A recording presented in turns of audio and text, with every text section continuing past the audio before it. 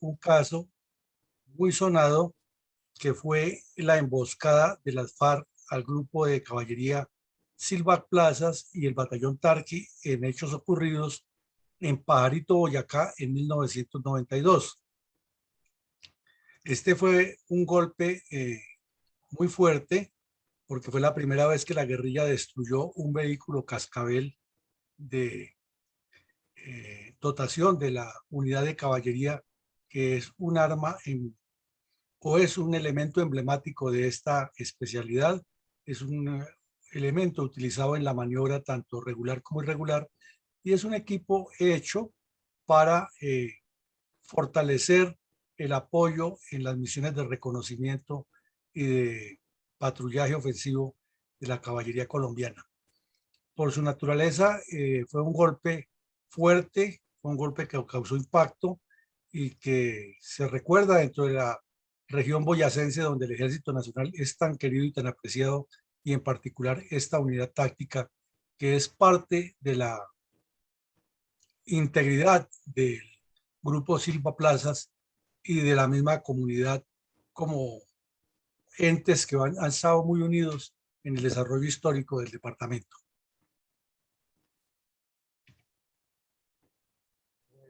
Coronel, ¿cuál es la importancia geoestratégica del municipio de Pajarito, Boyacá? Este municipio, como lo vemos aquí en el mapa, el puntero láser. Como lo vemos aquí en el mapa, el municipio de Boyacá, el departamento de Boyacá, está enclavado en el centro nororiente de Colombia y limita con con el estado de Zulia en Venezuela, con el estado de, con el gobierno con el país de Venezuela, para ser más claros. Y al occidente llega hasta el río Magdalena y por el sur limita con Cundinamarca. Quiere decir que es una zona muy importante, habida cuenta de que por ahí se produjo nuestra independencia y que todo el oriente del departamento de Boyacá es la estribación oriental de la cordillera oriental que va a atravesar el país de sur-occidente a nororiente. Y también que si avanza hacia el occidente del departamento, llega al Valle de la Magdalena y termina limitando prácticamente con la cordillera central, que desde la época de la independencia ha sido un departamento fundamental en todos los procesos políticos, sociales, económicos y en particular con la agricultura. Es un departamento de mucha región agrícola y al occidente pues ya está la parte minera, pero lo que nos interesa aquí es el oriente con la salida al llano, la unión con el desarrollo ganadero que tuvo el país desde la época en que los jesuitas incrementaron la presencia de lo que llamaron las misiones en los llanos orientales y posteriormente con el hallazgo de la industria petrolera y de la industria siderúrgica, este departamento ha sido fundamental en la economía nacional. Entonces vemos que el municipio de Pajarito está ubicado aquí en el centro oriente del departamento de Boyacá, que limita por el oriente, por el suroriente del mismo con los llanos orientales y que tiene una parte de montaña y otra parte de descenso a ambos lados. Es muy importante por esas condiciones geográficas y por la ubicación que tiene. También vemos que su caserío está prácticamente al extremo sur del departamento, ya limitando con el Casanare, y que lo demás es área rural donde se ha prestado para el fenómeno del crecimiento de las guerrillas.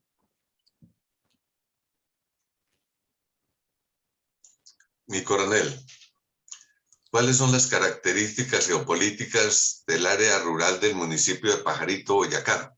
y en particular del Alto de la Virgen, sitio donde ocurrieron los hechos relacionados con la emboscada de la coordinadora guerrillera Simón Bolívar el 1 de marzo del 92 contra las tropas del grupo mecanizado Silva Plazas y el batallón Tarqui? Bueno, mi coronel, aquí vemos que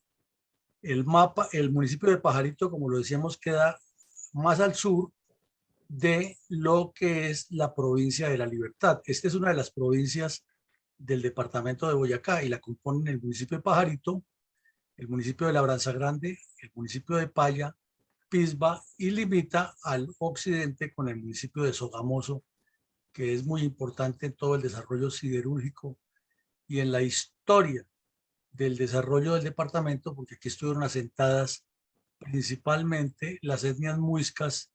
que fueron las más adelantadas en toda la región, y siempre esa zona ha mantenido una preponderancia en el desarrollo de toda la región. El municipio de Pajarito está ubicado, como lo vemos, en una parte montañosa alta, y esa cordillera oriental, que iría así en este mismo sentido, llega hasta Paya y Apisba, que es donde las tropas libertadoras hicieron la gran hazaña de cruzar el páramo y sorprender por la retaguardia a la fuerza española y producir la libertad de Colombia. Esto es una zona que precisamente se ha denominado la provincia de la Libertad, pero que por las eh, malas acciones de la dirigencia política han sido olvidadas, y hasta hace muy poco los gobiernos nacionales han tratado de reconstruir tanto la Ruta de la Libertad como de darle la importancia que esto merece, pero han sido pueblos de una importancia histórica desconocida, eh, y de una potencialidad agrícola, turística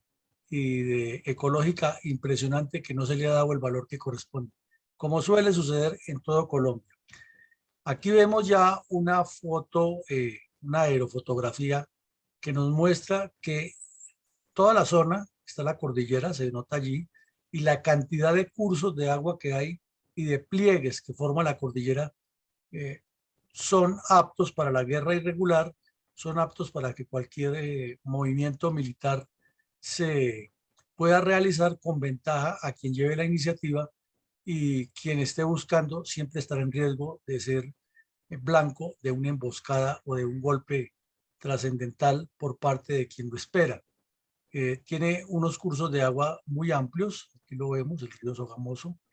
y vemos que en la medida que cruza la cordillera, inicia la bajada hacia el llano, pues se va volviendo más plano el terreno, y tiene ya una carretera histórica que es la que viene desde Sogamoso hasta Yopal, que ha sido de muy mal mantenimiento, y hasta los últimos gobiernos es que ha comenzado a mejorar eso, pero todavía le falta mucho. Y por lo que se deduce en el mapa, la mayoría del territorio todavía para la época es virgen. Las carreteras son muy primarias, pero los paisajes sí son supremamente espectaculares. El tiempo, como lo vemos, permanece casi nublado. La vegetación es una vegetación muy especial de clima frío, de clima semiparamuno, y más al fondo pues se deduce que hay más eh, vegetación de páramo y menos vegetación tropical. Las carreteras, como vemos, tantos años después de esto es una foto reciente, todavía son destapadas, y sí notamos que por el cultivo y por la ganadería se le ha causado un daño al ecosistema, y de igual manera que esos cursos de agua se ven muy hermosos, lagos, lagunas, sectores turísticos, y que han sido afectados por la mala acción de la explotación de toda esta zona sin la debida planificación y sin el debido cuidado del medio ambiente. Por hacer muchísimo, pero es una región supremamente bella, es una región que tiene un potencial incalculable. Y aquí vemos más o menos este es el sector donde ocurrió la emboscada, que el terreno, como ustedes lo ven, aquí alcanza a verse en la parte baja el carreteable y el río y los cursos de agua muy propicios para ese tipo de acciones criminales, y las casas que tanto ponen al visitante al departamento de Boyacá a vivir en un mundo distinto, ese tipo de casas que están enclavadas dentro de las faldas de la cordillera, hechas con bareque, con sus estufas de carbón y con sus características de las tejas de barro, casonas grandes, y así fue que se gestó nuestra libertad, pero infortunadamente en todas esas zonas de gente trabajadora se ha incrustado la guerrilla. Esta foto es del año 2001 y ahí vemos, del año 2007, corrijo, y ahí vemos lo que caracteriza nuestra región. Entonces esas serían las características geopolíticas a grandes rasgos, mi coronel González. Coronel, para la época de los hechos, muchas gracias, mi coronel. La administración de César Gaviria era laxa e imprecisa para enfrentar el problema subversivo en el campo político, además de ser incapaz de someter a los terroristas del cartel narcotraficante de Medellín. En ese orden de ideas, ¿cuál es la importancia estratégica de la emboscada de la coordinadora guerrillera Simón Bolívar el 1 de marzo de 1992 contra tropas mixtas del Grupo Mecanizado Silva Plazas y el Batallón Tarquí? Perfecto, mi coronel. Entonces vemos que la emboscada fue el 1 de marzo de 1992, pero ya la situación al comenzar enero de ese año era muy difícil para el país, porque usted muy bien lo dijo, el señor Gaviria ya comenzaba prácticamente el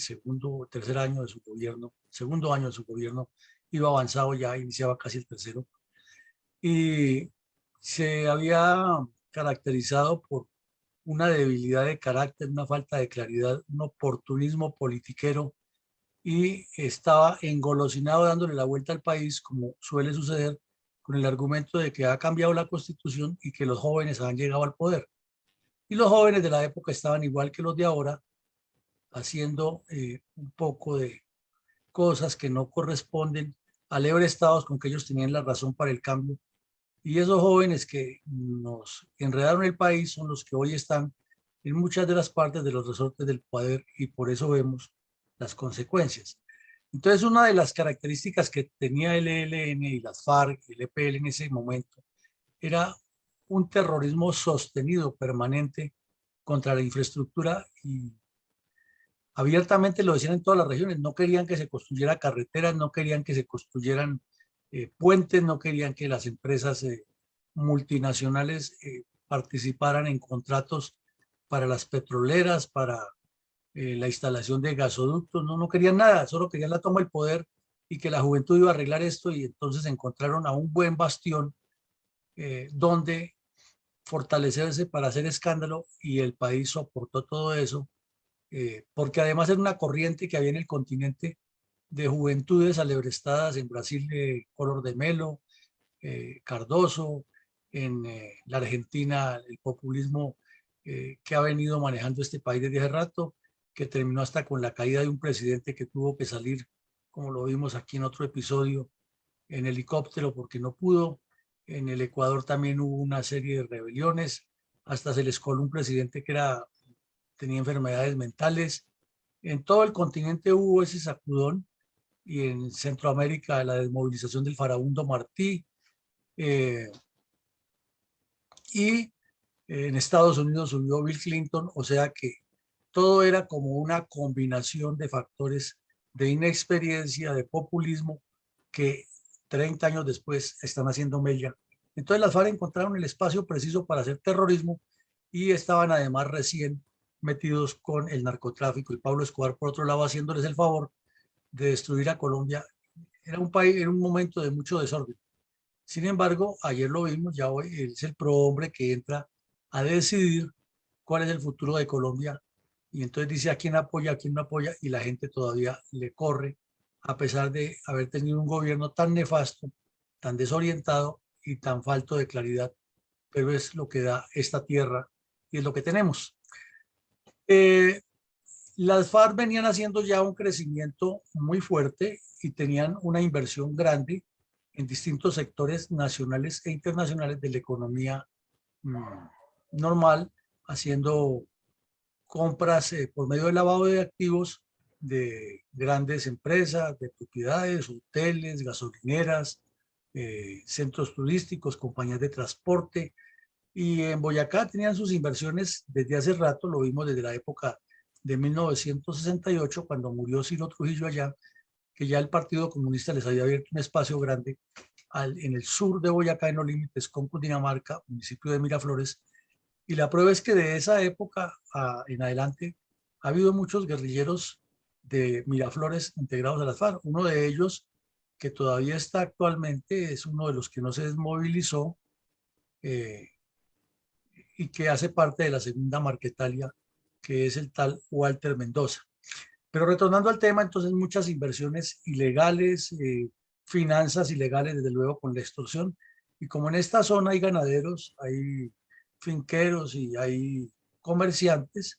a todos les colocaron la cuota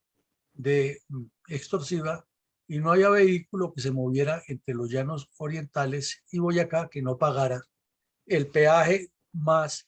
el impuesto, como dicen ellos, lo impuestaban por todo lo que movía. Eso estaba ocurriendo desde esa época en Boyacá. También la Coordinadora Nacional Guerrillera en todo el país estaba abriendo nuevas cuadrillas, estaba colocando nuevas guerrillas para multiplicar el accionar de lo que Tiro Fijo siempre insistía, de anillar la cordillera oriental en la zona de Bogotá y avanzar hacia la toma del poder y controlar otras zonas, porque determinaron 30 ciudades de todo el país en las cuales tenían que colocar alrededor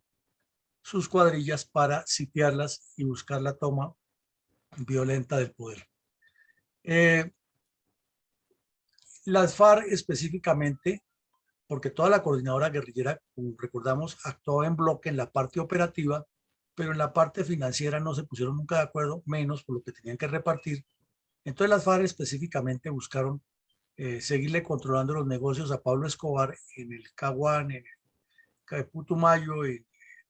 los Llanos, mientras buscaron también establecer el control de algo que no han podido y todavía al día de hoy lo siguen insistiendo, es recuperar la influencia en la zona esmeraldera de Boyacá, porque aquí siempre han tenido guerra con los esmeralderos y los esmeralderos se han caracterizado porque tienen sus propias fuerzas violentas entre ellos, pero desde siempre han tenido una guerra a muerte con las FARC. Primero porque la mayoría de los esmeralderos son conservadores y católicos, aunque sea de nombre, pero lo son.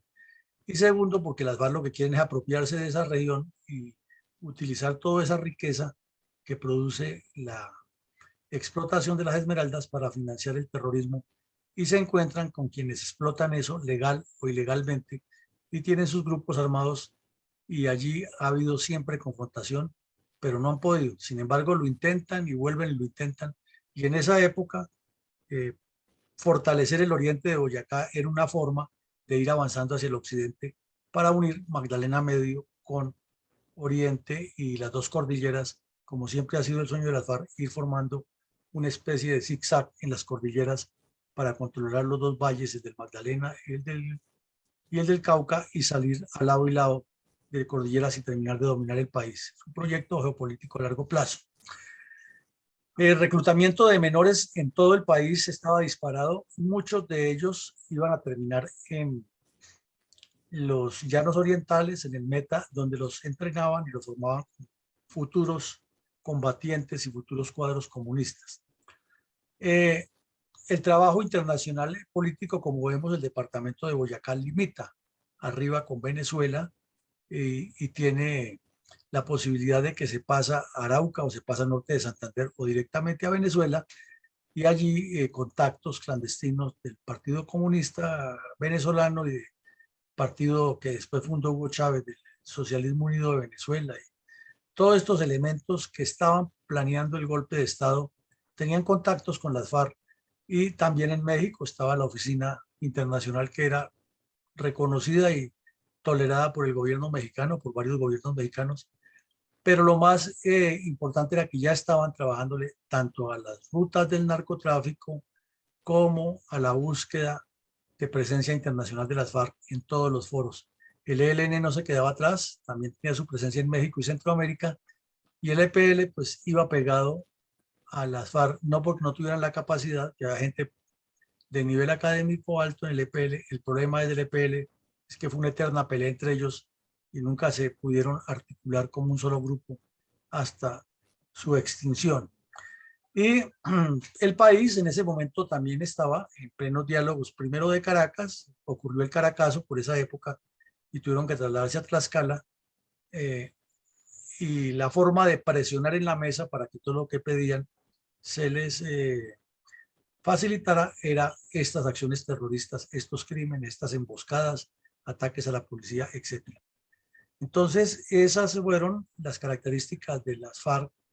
y de la coordinadora guerrillera durante el primer trimestre de 1992. Gracias, mi coronel. Antes de hacer mi pregunta, quiero agregarle que me parece lamentable que un pueblo tan patriótico y tan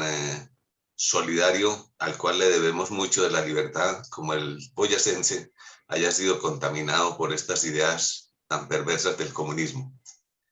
Muy bien, mi coronel. ¿Cuál era la situación en todo el país de las cuadrillas bandoleras de las que se autodenominaban Coordinadora Guerrillera Simón Bolívar en marzo de 1992, cuando acometió contra las tropas del grupo mecanizado Silva Plazas y el batallón Tarqui en Pajarito? Bueno, mi coronel, por esos días habían ocurrido una serie de hechos, porque la guerra estaba en pleno furor, era de lado y lado, pero se resaltaba que en el municipio de Pajarito habían capturado en distintos momentos a varios milicianos, varias personas que estaban vinculadas con la parte logística, la parte de inteligencia, la parte de organización y la parte de apoyo desde el área urbana y desde la rural a las cuadrillas, o sea, personas que no estaban en la guerrilla, pero que eran muy importantes para el movimiento de logística, para traerles inteligencia, para contactarlos con otras cuadrillas, para llevarles medicamentos, para recibir en la casa guerrilleros enfermos, etc. Eso estaba activo y fueron capturados en distintas fechas, varios de estos en el área de Pajarito. O sea, la situación ya estaba tensa. Y la presencia de la guerrilla era muy evidente en toda esa región. Entonces, la primera brigada dispuso enviar tropas del grupo Silva Plazas, que era mecanizado con sus tanques Cascabel y, o vehículos Cascabel, mejor como se llaman, y con grupos de contraguerrillas del batallón Tarqui. Entonces era patrullaje permanente, operaciones, allanamientos, persecución, emboscadas, algunas funcionaban, otras no, pero eso era lo que estaba ahí. Y estaba muy activa la cuadrilla 26, proveniente del Meta, casi todos eran guerrilleros entrenados en el Meta, en el páramo de Pisba, que queda al norte de Pajarito y es una zona muy fría, pero era común que hubiera información de que aparecían, que estaban haciendo polígono, que habían reunido los campesinos, que estaban reclutando, que pasaban para el llano, que volvían, que tenían contactos en Bogotá. Todo eso se escuchaba y se buscaba, pero como suele suceder, no es fácil localizarlos. Sin embargo, se hacían las patrullas y se estaba en acción ofensiva permanente buscándolos. En la región de Pajarito, Labranza Grande, Paya y esos municipios que vimos ahí, era común que en ese momento las FARC salieran armadas. En esta zona se facilitaba más por la zona fría, por la región fría, andaban enruanados y con el arma debajo de la ruana y reunían los campesinos y les obligaban a votar por los candidatos de la UP para las elecciones de alcaldes y de gobernadores, o de lo contrario, que se abstuvieran, porque donde se enteraran que habían votado por un liberal o por un conservador que no estuviera dentro de las listas de la UP, los mataban o tenían que irse de la zona. Eso lo hacían de frente y era parte de su campaña. Entonces, las FARC siempre se quejan, los comunistas, de que a los líderes de la UP los asesinaron, pero nunca cuentan esta partecita de que las cuadrillas de las FARC andaban armadas amedrentando a los campesinos para que votaran por esa gente y que muchos de sus cuadros de la UP fueron terroristas que primero asesinaron campesinos, secuestraron y que después, cuando estaban en la política amplia y ya no andaban con un fusil, venían y les cobraban cuentas, y esa parte sí no la cuentan. Siempre fueron víctimas, pero no cuentan cuando eran victimarios. Entonces todo eso es falta de informarle al país la verdad,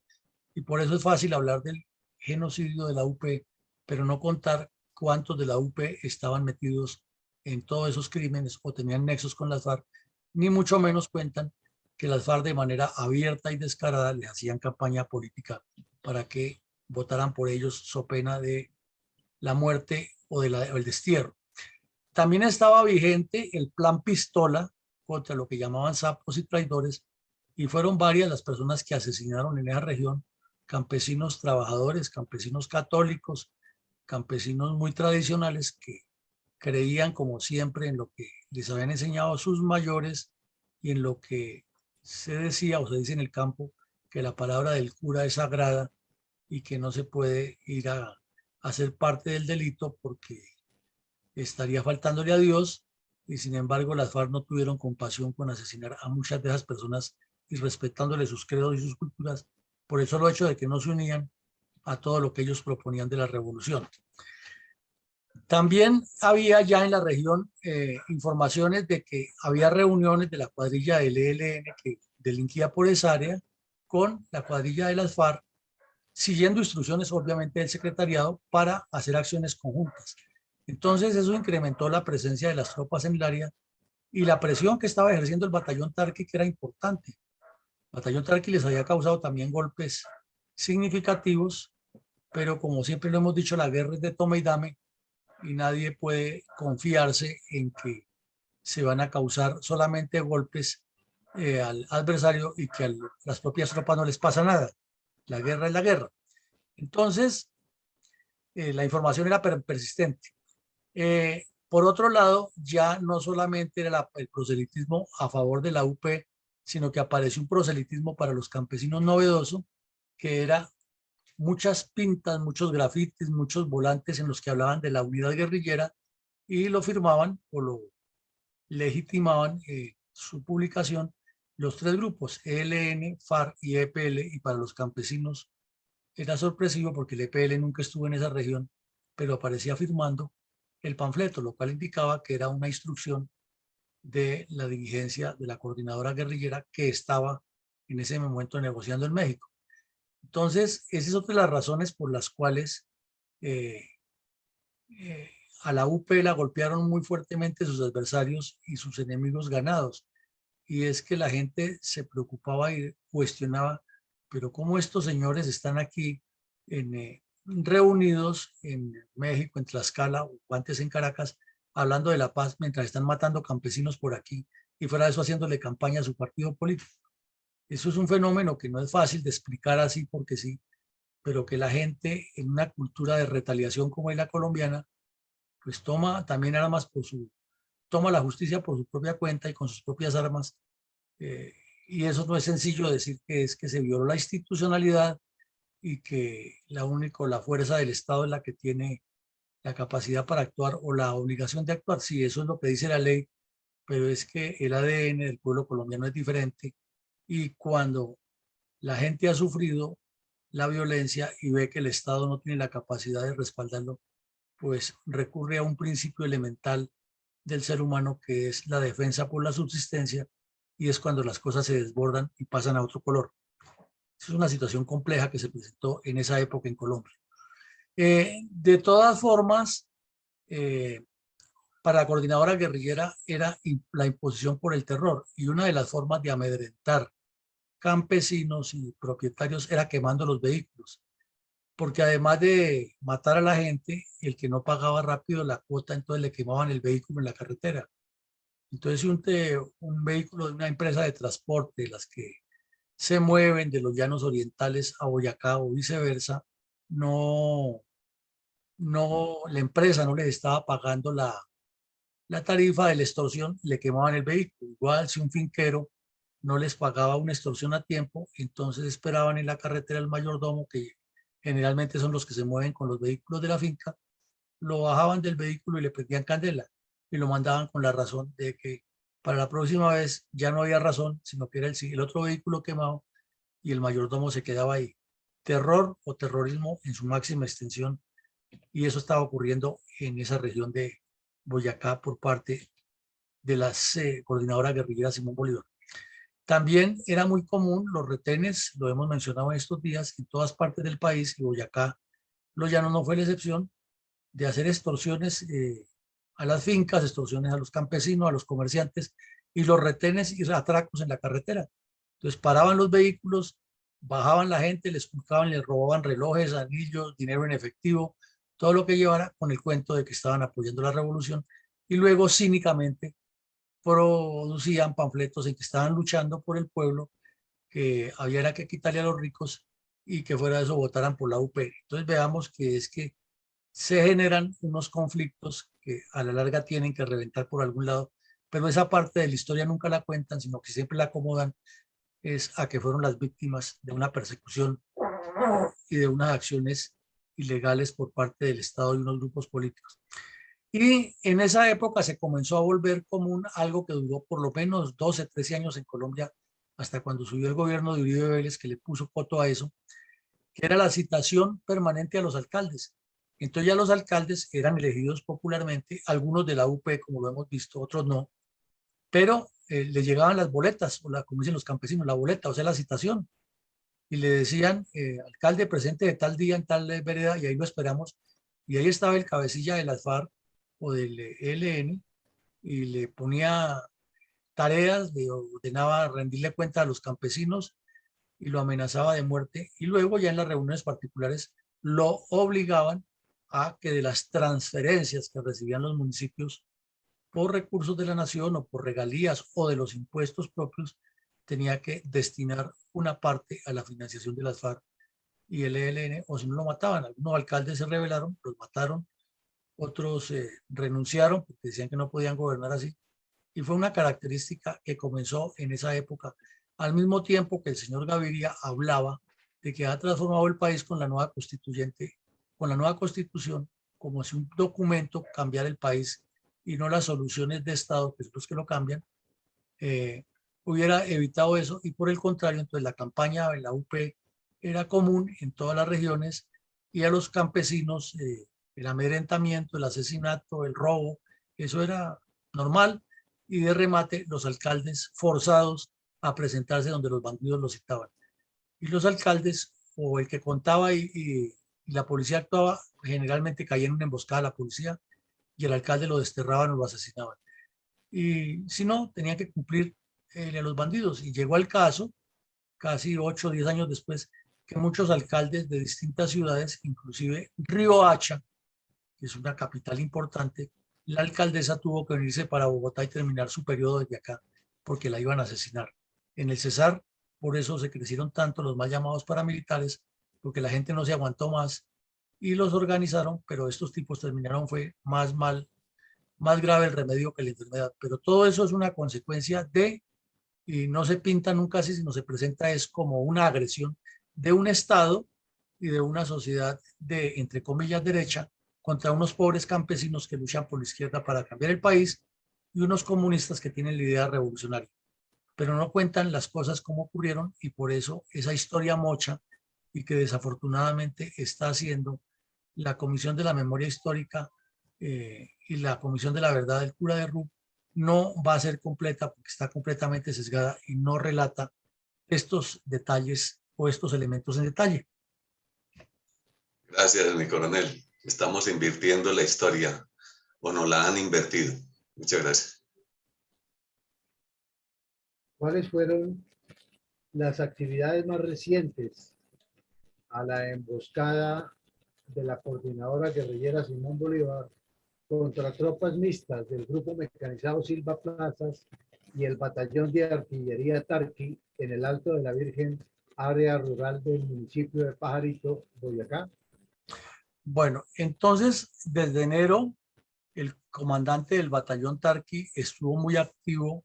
en estar advirtiéndole a las tropas y estar presente, revisando y estar presente, motivando para que no fueran a caer ni en emboscadas ni a dejarse sorprender en los puestos fijos, porque para la época, como hemos visto en anteriores emisiones, en todo el país ocurría ese tipo de hechos. Entonces, en el mes de enero fue el ejecutivo del batallón Tarqui a todas las bases, además de que llevó el pago mensual de los salarios de las personas que estaban allí y los abastecimientos, revisó los planes de reacción y contraataque, les dio nuevas instrucciones, les trajo documentos, verificó que se estuviera cumpliendo donde tenían que hacer el reentrenamiento, el ejercicio del polígono, todo lo que mandan las normas internas para que las tropas estuvieran listas. De igual manera, en forma permanente se estaban enviando radiogramas a las bases, a las unidades, con advertencias, con actualizaciones de la información de la presencia de los bandidos, y en los programas diarios que se hacía, se daban instrucciones y todos los comandantes debían llevar un cuaderno diario, un diario de operaciones, en el que quedaban registradas todas esas instrucciones y las acciones que se tomaban. Inmediatamente se daban las instrucciones para que hubiera una dinámica permanente y una forma de verificar que se estaba cumpliendo con las medidas de seguridad. Entonces, en medio de todo eso, el grupo Silva Plazas apoyaba a las unidades de artillería, porque como el gran riesgo eran las carreteras que iban en la zona, que son pocas, y eran pocas en ese momento, para permitir el tránsito de comercio y de pasajeros de los llanos hacia esa región y dentro de la región, entonces estableció un sistema que era un patrullaje mixto de tropas del batallón de artillería Tarqui, que operaban como unidad de infantería, y el grupo mecanizado, que era el que garantizaba con los tanques Cascabel, con los equipos vehículos Cascabel, que las vías estuvieran despejadas. Entonces se trabajaba de manera paralela por las carreteras en los sitios críticos, unos registros de área a pie con unidades que todo el tiempo estaban patrullando, y cuando aseguraban los sectores críticos, el tanque avanzaba, hacía su patrullaje, su actividad de presencia, y estaba todo asegurado, y entonces los campesinos se podían mover o los transeúntes se podían mover sin ninguna dificultad porque la zona estaba despejada. Y eso venía funcionando bien. Y un domingo, el 1 de marzo del 92, en esa zona,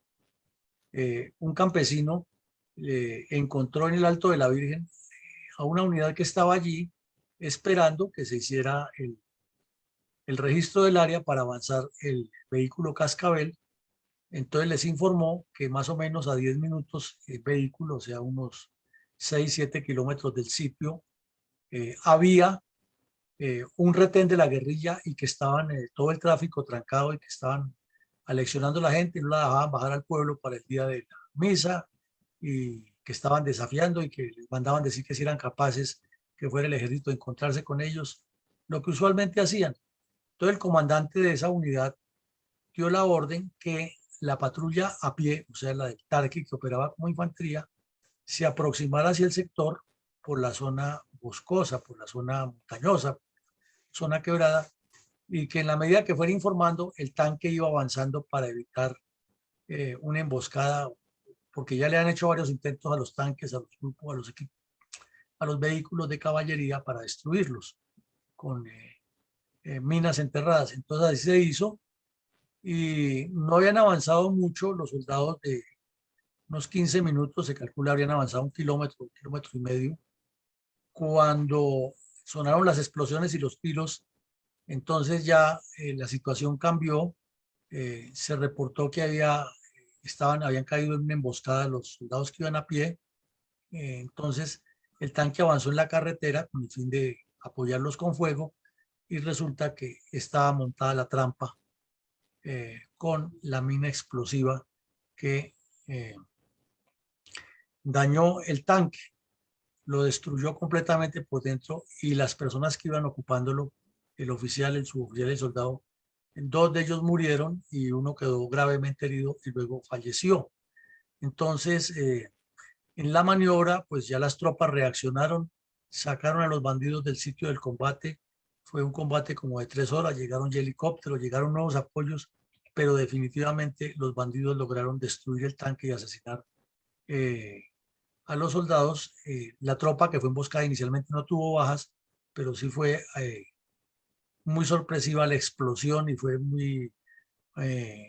los afectó muchísimo el fuego que les hicieron seguido a la explosión, porque quedaron aturdidos, pero no les pasó, sino el que cayó en la trampa definitivamente fue el tanque. Infortunadamente, los terroristas se replegaron, salieron ilesos, no se encontraron pruebas de que haya muerto ninguno, No se pudieron robar ningún material tampoco, pero el golpe sí fue muy importante para ellos y muy desmoralizador para las tropas. Luego se hizo un registro de área ya con un más, o sea, con más gente, enviaron nuevas tropas, pero no se encontró nada y quedó ese sinsabor, ese dolor, y posteriormente llegó la cuadrilla 38 de las FARC y terminó de posicionarse en esa región. Hubo más combates, después se le causaron otras bajas, pero definitivamente esa emboscada no tuvo más resultados en la parte operacional y sí unos efectos psicológicos grandes.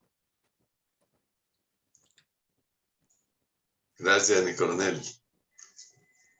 Nos acaba usted de comentar cómo sucedieron los hechos. Ahora, por favor, nos explica los resultados criminales de esta alevoso ataque. Bueno, mi coronel, entonces como resultados, 3 militares muertos, un oficial, un suboficial y un soldado que integraban la tripulación del vehículo Cascabel. El vehículo Cascabel completamente destruido y perdido, y es un equipo que era costoso y sigue siendo costoso, además emblemático de la caballería colombiana, y tuvo el apoyo inmediato de unidades cercanas y eso evitó que la tragedia hubiera sido mayor, y tuvo un impacto psicológico a favor de la coordinadora guerrillera Simón Bolívar en la región, porque se le vendió la idea al campesinado que ya no era una sola guerrilla las FARC por un lado, que no era una sola guerrilla el ELN por otro, sino que actuaban en conjunto y que podrían repetir ya en los municipios lo que estaba ocurriendo en el resto del país, que aparecían unidos, asaltaban los municipios, se robaban la caja agraria, destruían las alcaldías y salían sin que les pasara mayor cosa, mientras en Tlaxcala y en México negociaban y el gobierno del señor Gaviria seguía cediendo, porque le cedía por un lado al narcotráfico de Pablo Escobar y le cedía por otro a las guerrillas y todo como si nada. Entonces ese resultado fue lo más evidente y obviamente fue noticia nacional y la foto en los distintos diarios en primera plana, en los noticieros de televisión del tanque o del equipo Cascabel destruido y de el reporte que siempre hacen que el soldado, que el suboficial, que el oficial, que era de tal parte, que llevaba tantos años, la foto del tipo con el uniforme, lo que hemos visto muchas veces y eso pues desde luego causa impacto. Entonces esos fueron los resultados, mi coronel. Gracias, mi coronel.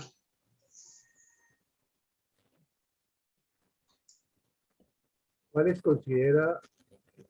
son las consecuencias a mediano y largo plazo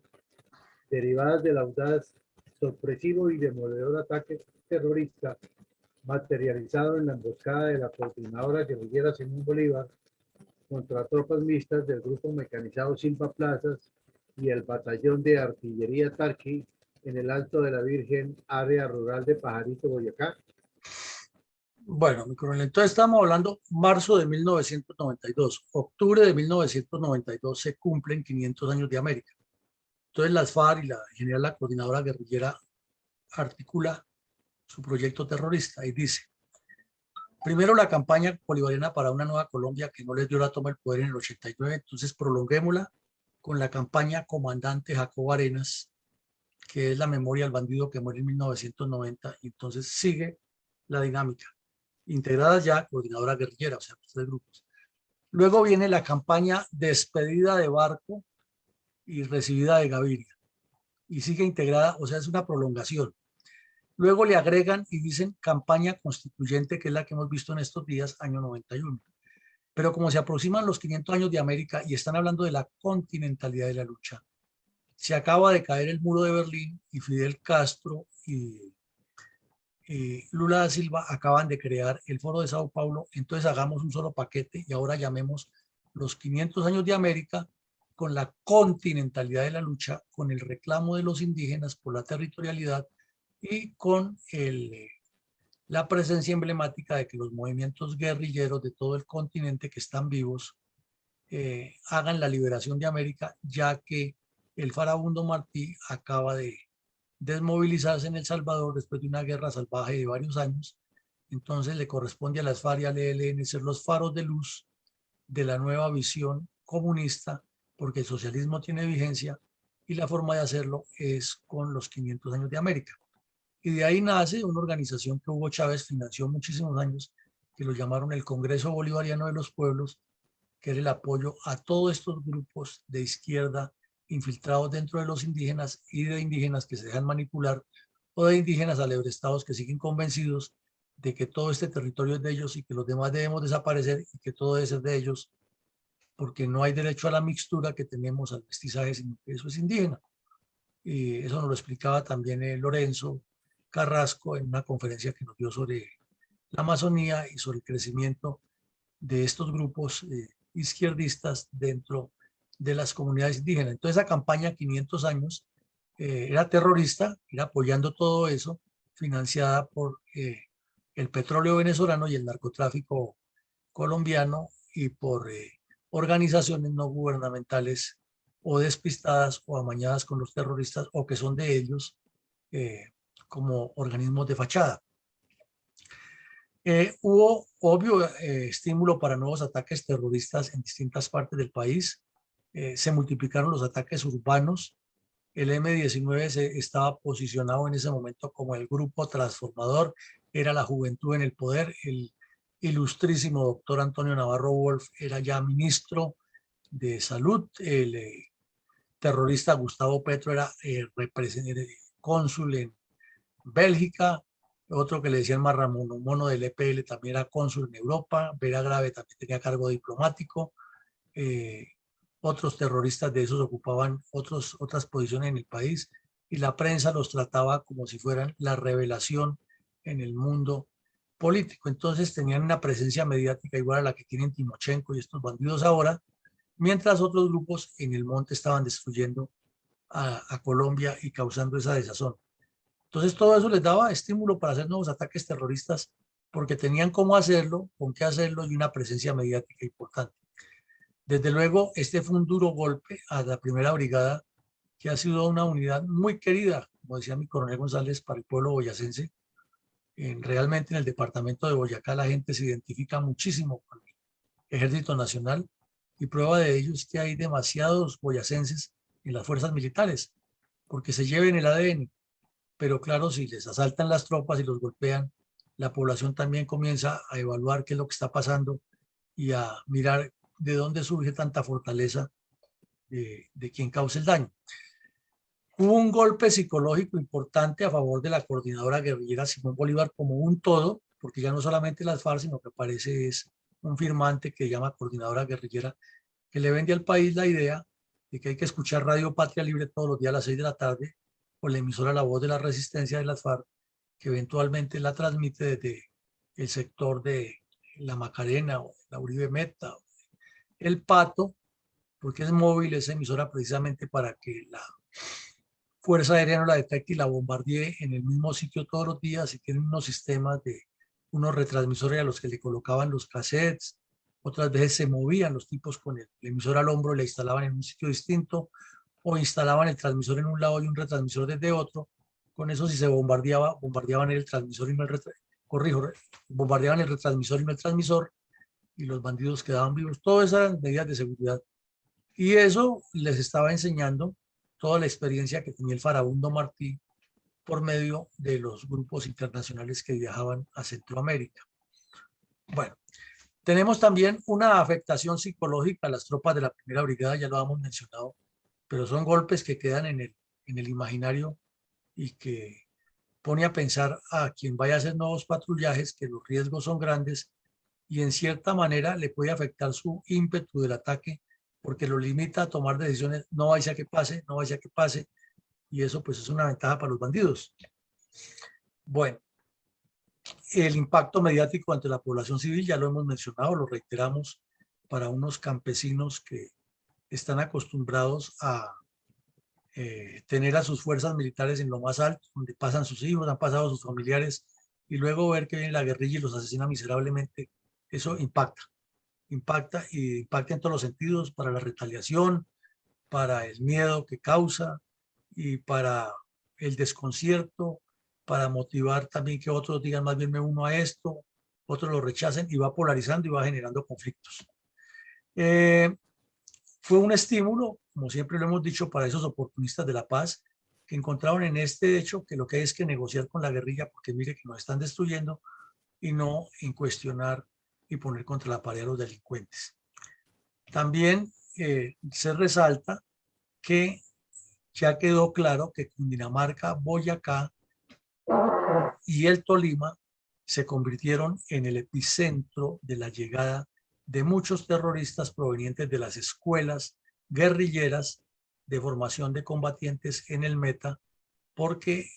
quedó claro que la idea era formar la cuadrilla en el Meta, luego desdoblarla, como se dice en términos guerrilleros, con una nueva cuadrilla en Cundinamarca o en Boyacá, se recluta más gente, donde el Partido Comunista y la UP ya han hecho el trabajo de adiestramiento de la población, se multiplican los cuadros y la guerra tiene una nueva dinámica, mientras el narcotráfico, el producto de la extorsión y todos los dineros ilícitos les van facilitando la compra de armas, explosivos, municiones, equipos de intendencia y la logística en general que necesita una guerrilla para moverse. Entonces vemos que es una dinámica, es un proceso que se va nutriendo de diferentes fuentes y que el departamento del Meta, como retaguardia estratégica, y obvio el Caquetá, donde ya hacían los cursos de pisas suaves, va dándole todo ese nutriente para que crezca la guerrilla. Entonces, grandes rasgos serían una de las consecuencias que aquí se derivan, porque no son todas. Gracias, mi coronel. Habida cuenta que han transcurrido 30 años de esta audaz incursión terrorista, ¿qué conclusiones de orden político, militar, social, geopolítico y moral derivan de estos hechos? Bueno, mi coronel, entonces aquí tenemos el mapa de lo que veíamos anteayer de la emboscada en norte de Santander, que fue parecida a esta. La diferencia en norte de Santander, y siempre lo resaltamos, es que el oficial dijo mentira de dónde se estaba moviendo, y aquí sí fue una emboscada a una unidad que estaba en permanente acción. Pero en el campo militar dejó la cruel enseñanza que ni siquiera los equipos Cascabel tan bien dotados estaban en capacidad de apoyar la seguridad de los carreteables o las carreteras, porque podrían ser blanco de acciones terroristas como la que vimos. Pero también dejó una enseñanza muy importante, es que había que mejorar la inteligencia militar. Y por esa época se estaba dando el proceso ya de crear el arma de inteligencia, de fortalecerla y de mejorar la presencia y la actividad de los grupos de inteligencia militar en todas estas regiones para poderse anticipar a los hechos de los terroristas y buscar la forma de golpearlos antes de que golpearan. Y esto sigue porque es permanente la lucha entre el que va a ser, el que no va a ser, cuál de los dos es más activo, cuál utiliza mejores medidas de seguridad. Y es una enseñanza militar de una guerra de guerrillas mucho más compleja que la que se ha presentado durante las épocas anteriores. Es que cada operación y cada etapa de la guerra siempre obliga a la academia militar en estar renovando sus métodos y estarse actualizando, porque la dinámica de la guerra es esa. Desafortunadamente algunas personas, a pesar de saberlo, no son conscientes de eso y vuelven a repetir los errores. Pero quien está siempre atento de todos esos ejercicios y de esos análisis, usualmente sale airoso y casi siempre adquiere la iniciativa táctica y estratégica. En el campo social, lo mencionó muy puntualmente el coronel González y lo reiteramos aquí, es increíble que una zona que nos dio la libertad, que nos dio la independencia de España, que tiene campesinos tan valiosos, haya sido tan olvidada por el Estado y han sido los terroristas del Partido Comunista los que han llegado a apropiarse del control geohumano y del control geopolítico de esa región. Falta de lo que siempre insistimos, un concepto de políticas de Estado, políticas de desarrollo. No es que el Estado le va a poner toda la región, es que si hace la presencia con proyectos grandes, lo demás viene por añadidura y las comunidades se unen a esos proyectos. Pero si el Estado no traza políticas grandes, sino está politiqueando como lo hizo el señor Gaviria y sus antecesores y sucesores, de estar buscando dar el ingreso seguro, dar las familias en acción, dar el otro proyecto de apoyo social, que son necesarios, claro que hay que hacerlos, pero con unos enfoques diferentes para que esas comunidades se empoderen de sus propios futuros y no que se vuelvan dependientes del Estado y presa de la guerrilla para que los oriente en la acción criminal. Pero aquí viene, como siempre, nuestra crítica a que una región tan importante, porque es esa franja de esa cordillera, es lo que articula el centro del país con el oriente del país y nos saca a Venezuela para explotar el llano e integrar a los dos países y la industria petrolera y todo lo que se mueve por ese lado. Pero no ha habido esa visión, ese concepto, sino la oportunidad en cada gobierno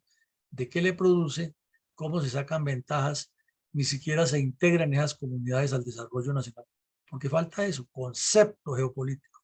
de que cada región tiene un valor geográfico integrado a la política del Estado. Y finalmente, lo moral, que es el cuestionamiento que siempre hacemos. No es posible que una región que es esencialmente católica, una región en la cual se forjó nuestra libertad, se forjó nuestra independencia, se crearon unas tradiciones y una cultura que nos una con otra región que es hermosa, bella, rica y potencialmente productiva como son nuestros llanos orientales, estén tan abandonados y que los dirigentes políticos se precien de que han sido grandes gobernantes, grandes estadistas, como el caso particular del señor Gaviria y sus asesores, y que sean los que jueguen con el destino del país y que deciden 30 años después a quién apoyan o a quién no apoyan y que el país tenga que seguirlos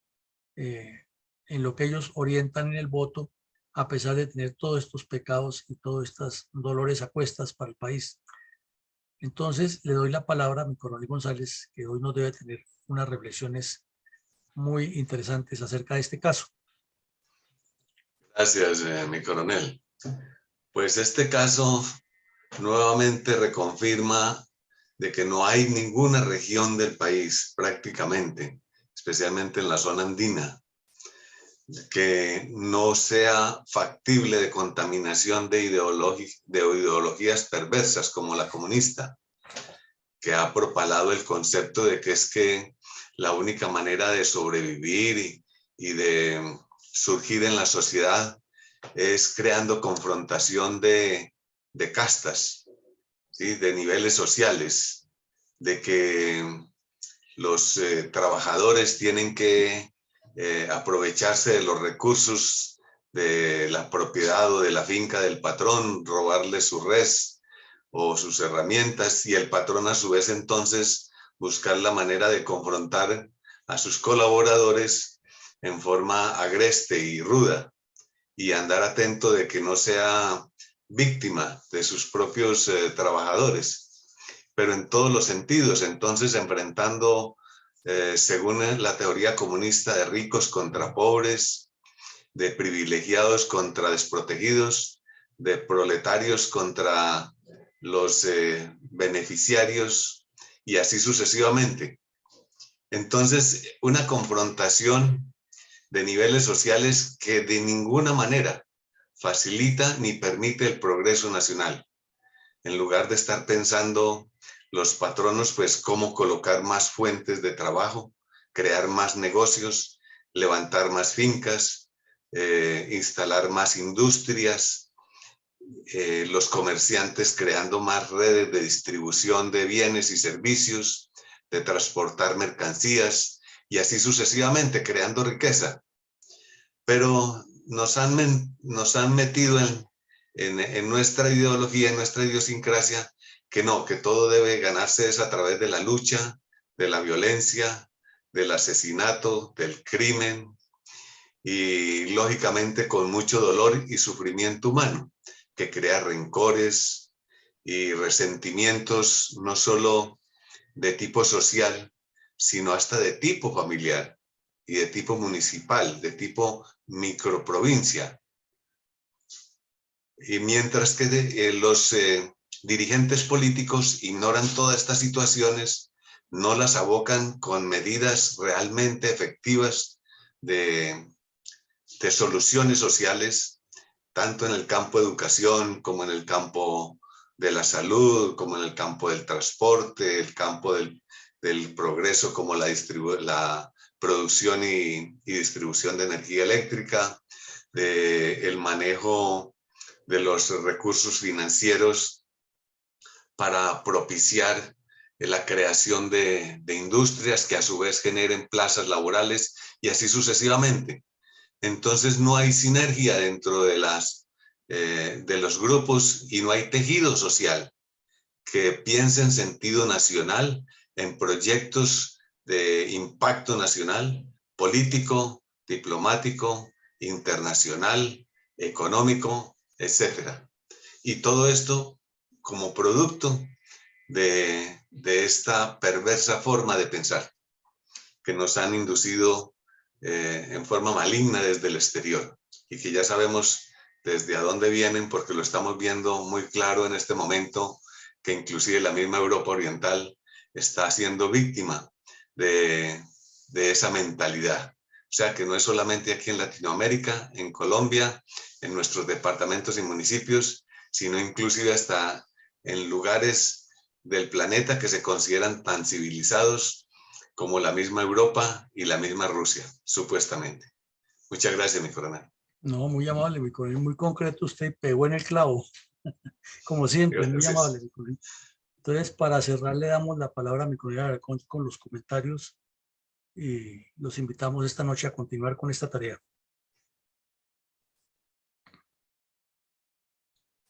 Mi coronel Alarcón. Sí, mi coronel, qué pena, que había cerrado el micrófono. Mi coronel, tenemos un pequeño comentario. Hoy en día se critica políticamente, en especial los izquierdosos, las acciones operativas de las tropas, porque supuestamente son contra humildes campesinos negociando cocaína, algunos de los cuales se han quitado las armas y los uniformes, logrando confundirse dentro de la población. Estos grupos de izquierda politiquera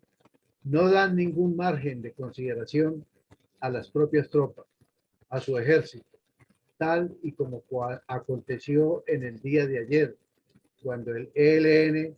atacó una celebración del Día de los Niños, que ha dejado varios heridos soldados que estaban presentes en esta celebración, cumpliendo con su deber. Ahí sí no hay debates ni consideraciones para con la fuerza pública. Eso es todo, mi coronel. Bueno, mi coronel Alarcón, muchísimas gracias a todos ustedes, muchísimas gracias a mi coronel González, a Rosita, a Omar y a todos quienes nos acompañan permanentemente aquí en la sala, a Vicencio,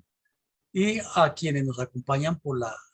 redes sociales y por Zoom. Los invitamos esta noche que vamos a tener un ejercicio académico interesantísimo, que es el análisis de las 9 semanas de la agresión rusa contra Ucrania. Seguramente ustedes vieron anoche lo que dijimos en CNN. Infortunadamente, el palo no está para cucharas. Cada día queda más en evidencia que este señor Putin está interesado en armar una guerra mundial. Queda en evidencia que por el lado de los que lo están contrarrestando hay más intereses políticos de figuración que de realidad, que el pueblo ucraniano terminó metido en medio de esa